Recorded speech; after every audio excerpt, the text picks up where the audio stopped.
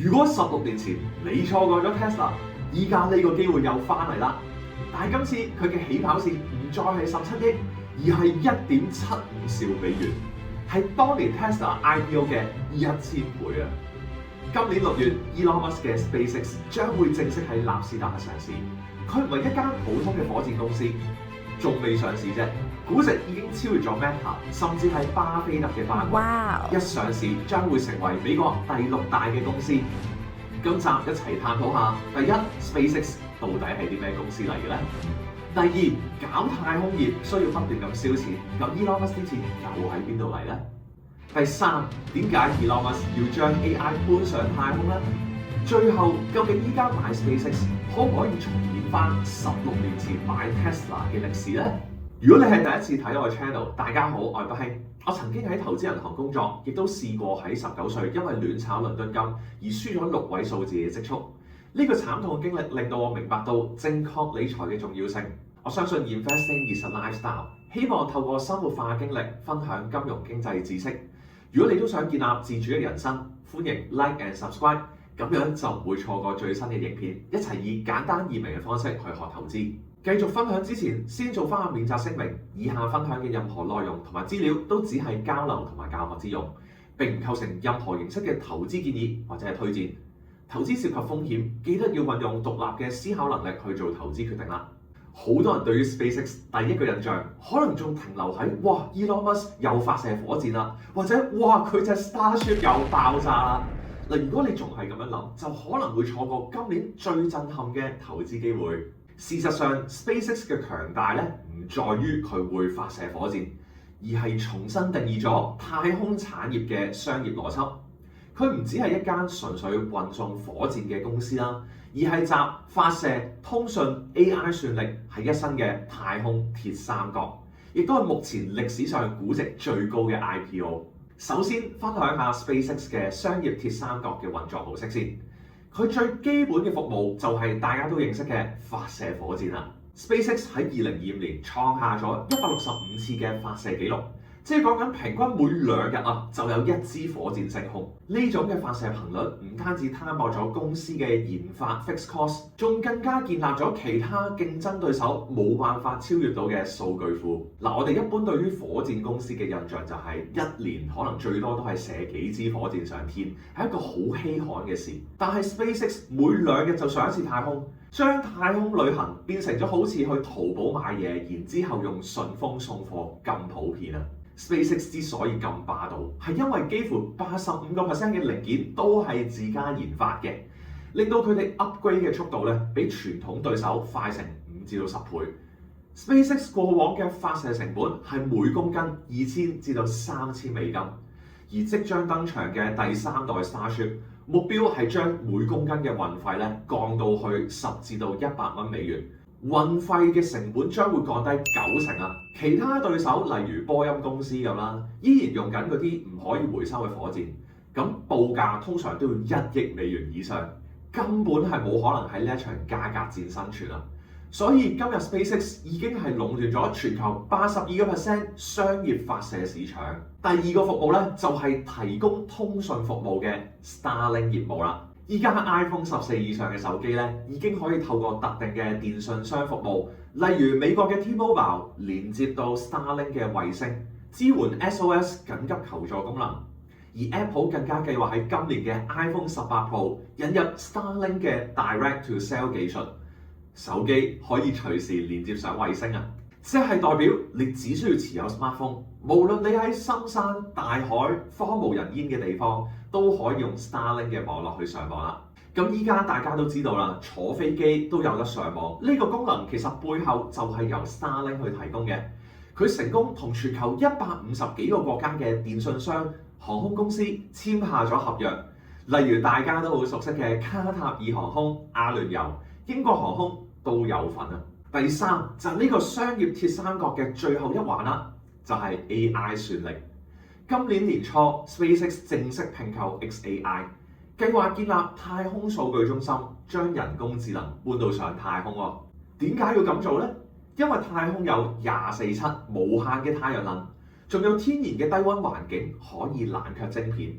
突破咗地球上邊2個最大嘅樽頸位，意味住SpaceX 開始由射火箭升級為 AI 算力供應商，可以直接同 Amazon、Microsoft 呢啲嘅雲端巨頭喺太空上邊去競爭。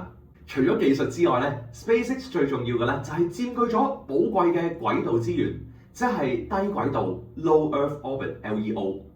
低軌道 LEO 咧就係圍繞住地球嘅低空軌道嘅頻譜資源。嗱，呢個頻譜係有限嘅，同埋係先到先得嘅喎。咁目前全球有成65% 嘅低軌道衛星都係屬於 Starlink。憑住呢個領先嘅優勢咧，喺未來幾十年裏邊，其實都好難動搖呢個地位嘅。咁 Morgan Stanley 都好直接咁樣指出，呢個天然嘅壟斷地位，令到 Starlink 可能係未來成為全球唯一嘅寬頻營運商喺太空。亦都係因為咁，佢嘅 IPO 估值先可以飆到咁高。第二個問題，搞太空業需要不斷咁燒錢。咁 Elon Musk 啲錢又喺邊度嚟嘅咧？維珍集團嘅創辦人 Richard Branson 曾經講過，如果你想喺航空業成為百萬富翁，個方法就係要先成為億萬富翁，然之後就投身喺其中。換句話講太空呢門生意係九死一生，極度燒錢，想賺錢係好難嘅。依家 Elon Musk 唔係話要上太空咁簡單仲要殖民火星呢個夢想非常之昂貴啦，單靠 NASA 嘅撥款根本都唔夠。Elon Musk 啲錢喺邊度嚟？嗱，個答案就唔係大家諗住嘅 Tesla， 個答案係我哋頭頂上邊盤旋緊嘅 Starlink 如果講發射服務係一座大樓嘅地基，咁 Starlink 咧就係大樓裏邊最穩陣、提供長期收入嘅太空提款機，係 SpaceX 嘅現金牛現金牛 cash cow 呢個字，即係講緊市場佔有率高啦，收入好穩定啦，利潤率高嘅一啲嘅業務。咁喺2025年 ，Starlink 嘅營收已經係突破咗100億美元。今年仲預計會佔據 SpaceX 總營收70%，毛利率高達60%，令到佢好似一間利潤非常之高嘅電訊公司。SpaceX 徹底咁樣改變咗傳統嘅遊戲規則，其他對手賺錢嘅方式係斷 drop 去計嘅，即係話如果你射一次火箭，咁咪收一次錢咯。但係 Starlink 行嘅係訂閱制就好似我哋訂閱 Netflix 咁樣，每個月自動過數，為 SpaceX 建立咗長遠嘅被動收入。情況咧就好似喺太空起咗一座收費站，個衛星網絡一鋪好之後咧，每個月就穩定咁樣收租啦，成為資助 Starship 去發射火箭嘅資金來源啦。我哋睇一睇驚人嘅數據啦。2023年嘅年底 ，Starlink 有5500粒衛星同埋230萬個用戶。但係去到2026年嘅2月，2年幾嘅時間，軌道上面嘅衛星已經突破咗1萬粒，全球用戶超過1000萬，個增長係超過咗3倍。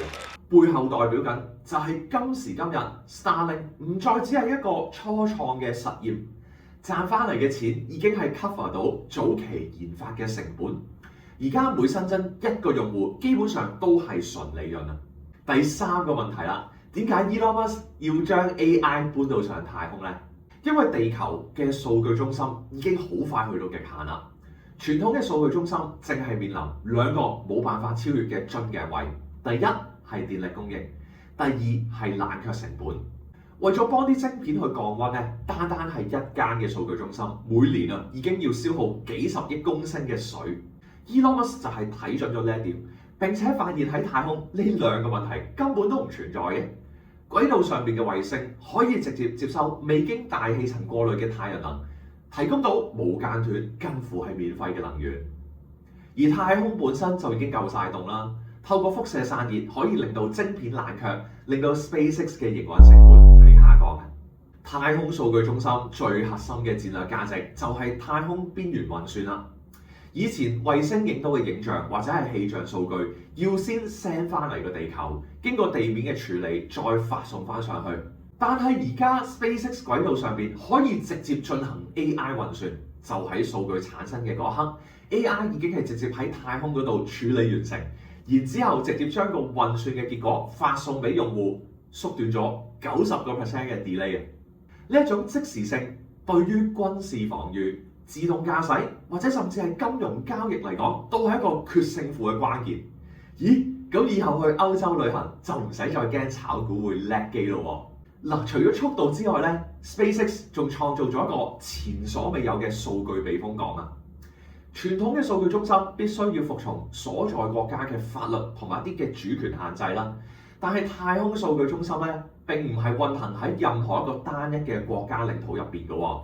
咁對於一啲需要極高私隱度嘅跨國金融企業、國家安全單位或者想避開一啲地緣政治風險嘅公司嚟講咧，SpaceX 嘅太空算力就提供咗個去中心化嘅選項啦。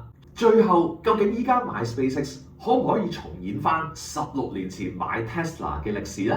首先，我哋睇睇兩間公司嘅起點估值。2010年嘅 Tesla 市值大約係17億美元。佢當時咧比較似一啲成長初期嘅企業啦，有一個比較大嘅想像空間。但係嚟到2026年即將上市嘅 SpaceX，嗰個起點估值已經高達1.75兆嘅美元喎。咁佢仲未上市，個估值已經係超越咗 Meta。如果你期待佢再翻10倍，即係 SpaceX 嘅市值咧，都必須要達到差唔多20兆嘅美元。呢個難度可能就比較高啦。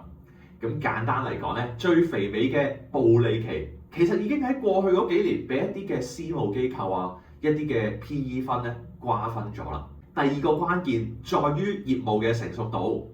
16年前嘅 Tesla 就啱啱上市啦，咁未來嘅前景咧係極度之唔透明嘅，可以話係一個高風險、高回報嘅押注。但係今日 SpaceX 已經係行業嘅巨頭啊，佔據咗全球80%嘅發射市場。另外 Starlink 用戶突破1000萬，每年帶嚟咗超過100億美元嘅營收，佢已經係建立咗一個好深嘅護城河。咁所以你而家買入嘅唔再係隨時可能會破產嘅一個創業神話，而係一個穩健甚至係有壟斷性嘅太空基建巨頭。所以買 SpaceX 可能比較似係買緊香港電訊啊，或者係美國嘅 AT&T 啊呢類型嘅電訊供應商啦。華爾街分析師都有警告喎，SpaceX IPO 嘅價格係唔平㗎。因為佢嘅 PS ratio 即係市銷率係高達75至到100倍啊！呢個係咩概念啊 ？Nvidia 嘅市銷率都只係23倍左右嘅啫，即係話而家 SpaceX 嘅價值咧，其實已經係提前預知咗未來幾年啦，甚至係幾十年嘅成長預期啊！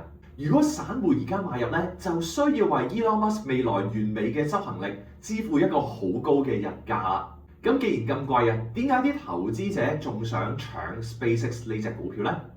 因為 SpaceX 仲有未發掘嘅潛力。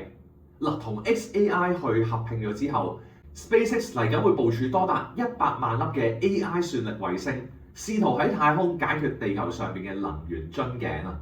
再加上第3代 Starship 嘅發射成本預計可以降低90%，將會開啟全新嘅太空物流市場。嗱，呢個就係 SpaceX 嘅潛力啦。佢雖然係貴，但係佢而家做緊嘅嘢，目前全世界係冇第二間公司可以做到嘅。咁你又點睇買 SpaceX 嘅 IPO 呢？歡迎留言分享你嘅諗法啦。如果你想學習更多，歡迎按以下嘅連結報名3小時免費網課。到時我會更加詳細咁樣分享我嘅投資藍圖，點樣以 QTS 動能交易配合 QRS 中長線資產配置，去做好進攻同埋防守，建立屬於自己穿越牛熊嘅投資系統。如果你都中意呢條片，記得 like and subscribe。Investing is a lifestyle，我哋下次見啦，拜拜。